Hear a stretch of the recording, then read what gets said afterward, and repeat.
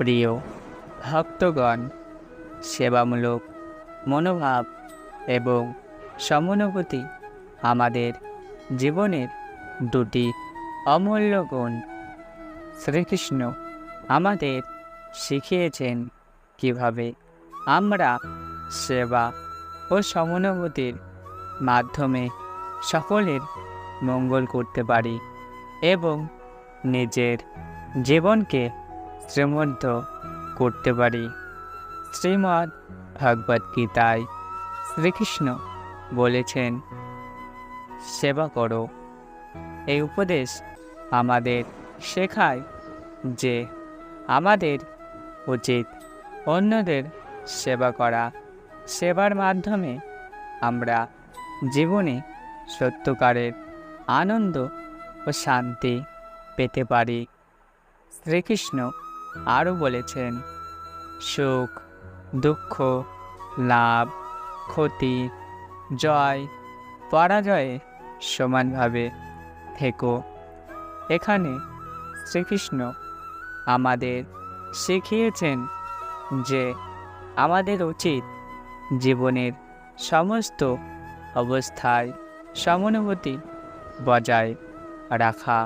সুখ এবং দুঃখ, লাভ এবং ক্ষতি, জয় এবং পরাজয় সব কিছুকে সমানভাবে গ্রহণ করতে পারলে আমরা জীবনে শান্তি ও সুখ অর্জন করতে পারি।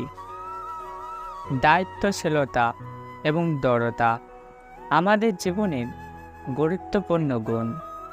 শ্রীকৃষ্ণ আমাদের শিখিয়েছেন কিভাবে আমরা দায়িত্বশীলতা বজায় রেখে এবং দৃঢ়তার মাধ্যমে আমাদের লক্ষ্যে পৌঁছাতে পারি।